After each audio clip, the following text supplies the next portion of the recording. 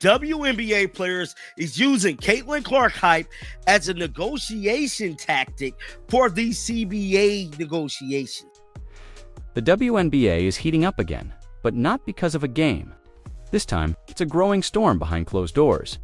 Former WNBA players are being accused of using Caitlin Clark's fame and popularity to push for more money, better benefits, and even personal perks. Caitlin Clark hype ain't as big as it was. We all could agree on that. But something we all did not expect was the WNBA negotiations to actually use Caitlin Clark hype as leverage for former players. What started as a simple discussion about league improvements has turned into a debate about who really deserves the rewards of Caitlin's success, as current and past players clash over recognition and revenue. One question rises above the noise. Is Caitlin Clark's impact being celebrated or exploited? They're trying to use Caitlin Clark hype to generate revenue for former players that played before them. What the like, y'all realize y'all ain't even getting money now like that. It all began with an episode of the WNBA podcast, Full Circle, hosted by Lexi Brown and another former player. What seemed like a casual conversation about league issues quickly turned into a heated revelation that stunned fans. The hosts openly discussed the upcoming CBA negotiations and hinted that Caitlin Clark's rise was becoming a key bargaining chip. In this podcast, they spoke about the charter flights. Now, we know when Caitlin Clark first got there, within 2 weeks, literally 2 weeks of Caitlin Clark getting drafted, they got these damn charter flights. I mean, Kathy wasted no time. Hey, look, we finna get y'all these charter flights, and we finna get y'all better hotels. Boom, boom, boom, boom, boom. Wasted no time, right? They talked about the sudden improvements in travel conditions, the new TV rights deal worth billions, and how all of it appeared right after Caitlin entered the league. The tone wasn't subtle. They were suggesting that this new wave of attention could finally be used to secure better pay and benefits for players, both current and retired. Quickly after that, literally within, I'll say 6 months, they get a new a TV rights deal. $2 billion TV rights deal out of left field like that. So the NBA was negotiating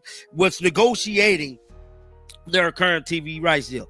Now, Adam Silver, being the smart businessman that he is, thought it'd be very profitable to, you know what, we're just going to throw the WNBA into our TV rights negotiation. Now, they never done this before. Now, boom, he got the WNBA $2 billion. Now, he simply did that because of who? Caitlin Clark. For many fans, that statement was the spark that set everything ablaze. Instead of celebrating progress, it sounded like some former stars were ready to cash in on someone else's popularity. Caitlin Clark's name, once a symbol of hope for women's basketball, was suddenly being tossed around as currency for negotiations. Yes, Caitlin Clark is the reason they got the $2 billion TV rights deal.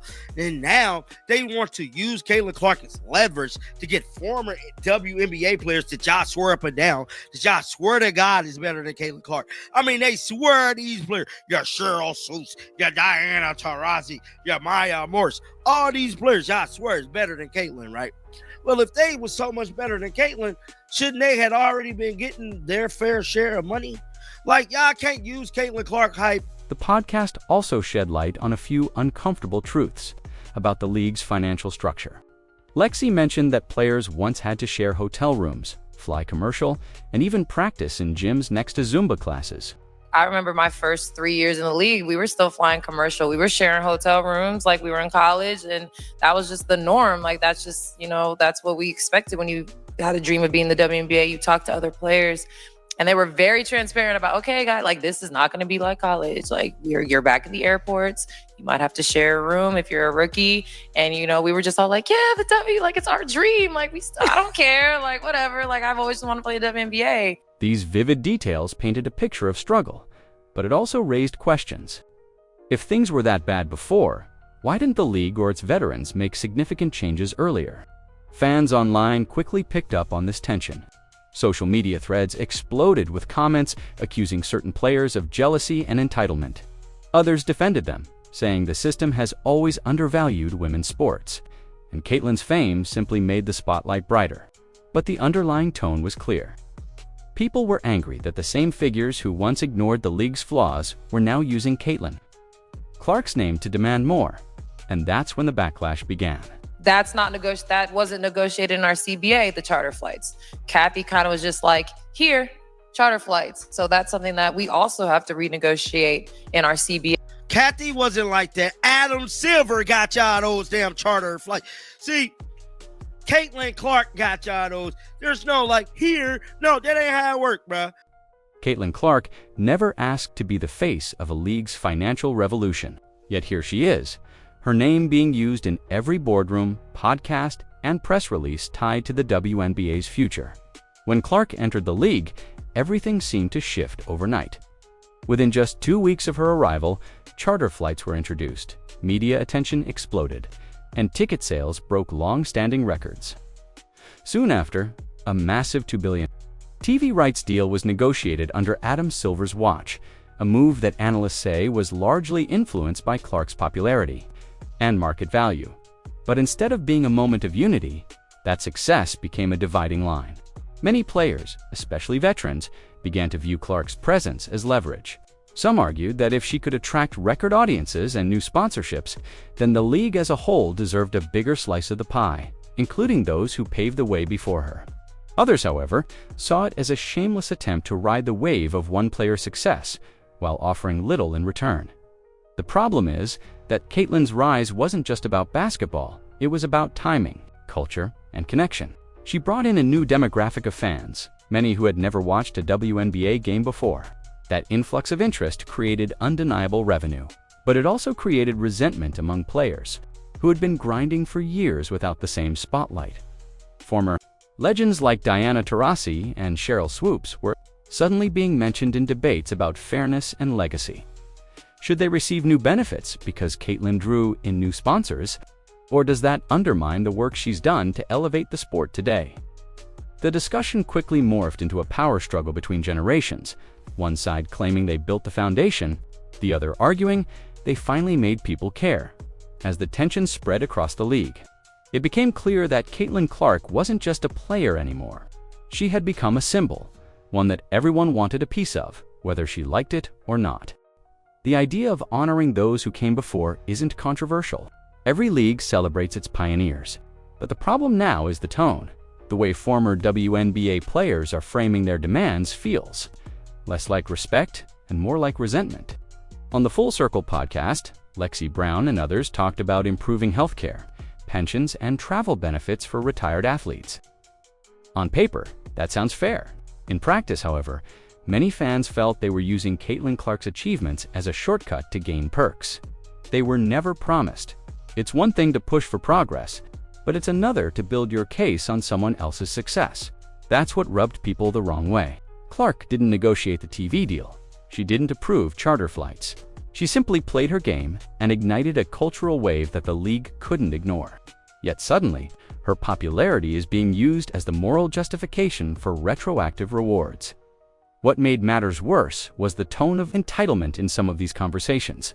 Instead of gratitude for the new attention, there was frustration that it didn't arrive sooner. Some veterans argued that they walked so Caitlin could run, but that sentiment didn't land well with fans who saw it as dismissive and bitter. Social media erupted with replies asking why these same players didn't attract viewers or sponsors during their time in the league, if they were truly being overlooked. Meanwhile, CURRENT players find themselves caught in the middle. They appreciate what Clark has brought to the sport, but they also know that speaking up about fairness can make them targets of online backlash. The locker room unity that once existed is showing cracks, and the timing couldn't be worse with CBA.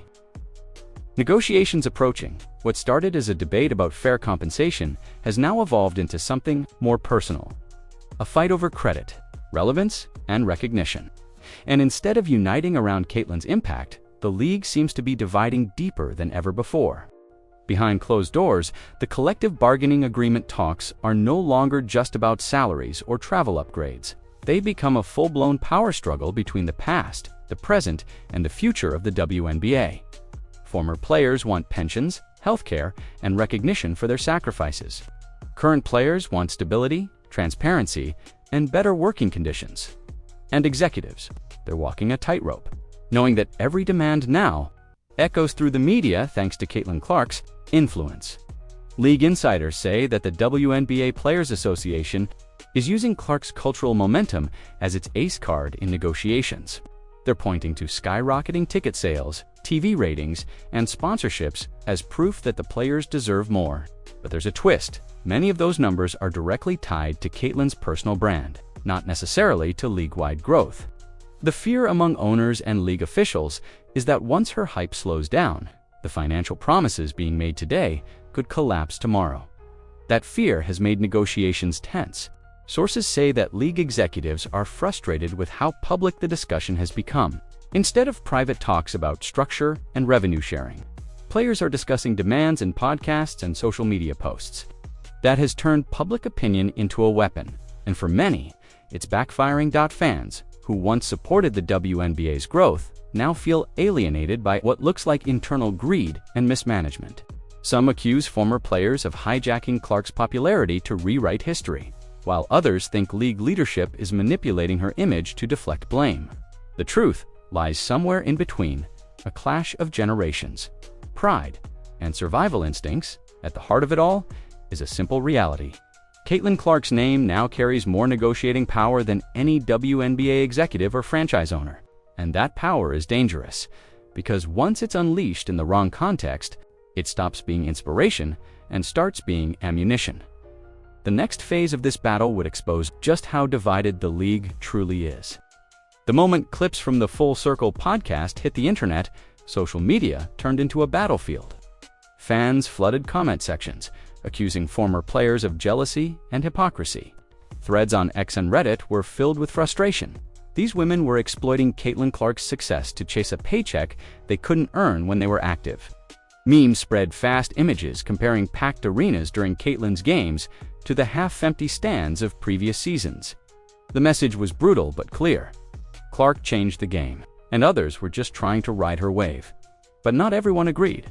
Some fans and journalists defended the veterans, arguing that women's basketball has always struggled with unfair pay and poor infrastructure, and that Caitlin's fame simply gave them leverage to demand overdue reforms. To them, this wasn't greed, it was strategy. They saw it as the perfect time to use the media spotlight to fix decades of financial neglect. Still, the online tone was overwhelmingly negative. People pointed out that instead of uniting around Caitlin's momentum, former players were dividing the fan base. Many viewers who had just started following the league because of Clark felt betrayed, claiming this internal drama was turning off potential supporters. Even casual fans began questioning whether the WNBA was capable of handling success without tearing itself apart. The chaos didn't stop there. Influencers, analysts, and even former NBA players weighed in, calling the WNBA's infighting self-sabotage. One viral comment said, "Caitlin's building the house, and everyone else is arguing over who gets the biggest bedroom." That line alone summed up how public perception had shifted from empathy to exhaustion. What should have been a moment of unity for women's basketball became a storm of finger-pointing and frustration. And instead of addressing the backlash, WNBA leadership stayed silent, letting the narrative spiral out of control. The damage to their image was already done. While the public drama raged online, a quieter but more calculated struggle was happening behind the scenes. NBA Commissioner Adam Silver, the man who quietly bundled the WNBA into the NBA's new $2 billion TV rights deal, was now watching chaos unfold from the sidelines. Insiders say Silver never intended for Caitlin Clark's name to become the centerpiece of negotiation warfare. His goal was to stabilize the league financially, not ignite a civil war within it. When the deal was struck, Silver believed that merging the NBA and WNBA's broadcast rights would finally give the Women's League consistent exposure. What he didn't expect was how quickly Caitlin's stardom would overshadow everything else. In just months, she became the most talked-about athlete in women's basketball, boosting ratings but also exposing deep cracks within the league's leadership. Silver's frustration reportedly stems from how the WNBA front office, led by Kathy Engelbert, has handled the surge in attention. Instead of building long-term marketing strategies around Clark's influence, Engelbert's administration has been forced into constant damage control from locker room, jealousy to veteran resentment to podcast controversies. The instability makes sponsors nervous, and that could affect future deals tied to the NBA's joint negotiations. Behind closed doors, sources claim Silver and other NBA executives are urging the WNBA to get its internal politics under control. They see Caitlin as a rare opportunity to bridge mainstream audiences and corporate backing. But that chance could evaporate if the league keeps allowing players to weaponize her success. The irony is sharp. A TV deal meant to unite the sport is now dividing it. The person meant to uplift the WNBA is being dragged into internal battles she never started. And while Silver keeps his public statements measured, those close to the situation say one thing is clear: he's losing patience fast. What happens next might decide how much control the WNBA truly has over its own future. Inside locker rooms and board meetings, the tension is impossible to ignore. Younger players who entered the league after Caitlin Clark's arrival are riding a wave of excitement, new sponsorships, and packed arenas. But veterans, especially those who've been grinding for years without that exposure, feel overshadowed. It's not just about fame anymore, it's about identity, power, and who gets to define women's basketball moving forward. Insiders have described a clear divide forming between the new era and the old guard. On one side are the rising stars like Caitlin Clark, Angel Reese, and Cameron Brink, athletes who understand that social media presence, branding, and fan engagement are as important as stats on the court. On the other side are veterans who came up in a time when exposure was minimal and financial stability was rare. To them, the spotlight on Clark feels like a shortcut they never had, and some can't hide their frustration. This divide isn't only emotional, it's financial. Current players are seeing endorsement offers, nil-style sponsorships, and brand deals that older players could only dream of. That imbalance is pushing some veterans to demand that part of the new wealth be redistributed toward retired players. But critics argue that it's not Clark's job, nor her generation's, to fix decades of systemic underpayment. Even within the Indiana Fever, players have reportedly noticed the pressure. Some appreciate what Caitlin's brought to the team: visibility, excitement, and real fans in the seats. Others quietly admit they're tired of her name being attached to every headline, every improvement, every paycheck. That simmering tension makes unity hard to maintain, and it's threatening to spill into the public eye. What began as admiration for Caitlin Clark's impact has evolved into envy, politics, and competition for control of the league's new narrative. The question now is whether the WNBA can survive its own growing pains, or if internal jealousy will destroy the progress Clark helped create. The strangest twist in this story is how quickly admiration for Caitlin Clark turned into resentment. Just months ago, she was hailed as the savior of women's basketball, the rookie who filled arenas, boosted ratings, and brought new sponsors to a struggling league. But as her popularity grew, so did the list of people trying to claim a piece of her influence. Former players wanted recognition, current players wanted leverage, and executives wanted to capitalize on her marketability. Somewhere in that frenzy, Caitlin stopped being a player and became a commodity. The signs were everywhere. Interviews that once celebrated her game began subtly shifting the focus to how her fame should benefit others. Articles framed her success as a collective victory, but the tone often suggested that everyone except Caitlin was entitled to the rewards. Even when she stayed silent, her name was used to push agendas, defend pay demands, and justify the struggles of generations past. And that's where the backlash took its most toxic turn. The same media that built her up began looking for ways to humble her, magnifying every missed shot, every on-court emotion, every rookie mistake. Some veteran players publicly minimized her accomplishments, saying she still had a lot to prove. Others implied her popularity came from privilege rather than performance. The narrative had shifted from Caitlin Clark the phenom to Caitlin Clark the problem. Yet through it all, she never responded. No fiery posts, no interviews defending herself, just quiet focus on her game. That silence has become her greatest weapon. While others talk, she plays. While others negotiate, she inspires. But make no mistake, this moment will define the WNBA's future. If the league continues to attack its biggest draw, it risks alienating the very audience it worked so hard to build. Caitlin Clark's story isn't just about basketball anymore. It's about what happens when hero worship turns into envy, and how a league decides whether to protect its star or feed off her until there's nothing left. The WNBA stands at a crossroads. What began as Caitlin Clark's rise to stardom has now exposed deep fractures within the league, between generations, between ideals, and between those who build and those who benefit. Former players want credit, current stars want progress, and fans just want the drama to stop. Yet, amid the noise, one truth remains. Caitlin Clark didn't create this tension, she revealed it. Whether the WNBA unites behind her success or lets jealousy tear it apart will determine not just its next season, but its legacy in sports history.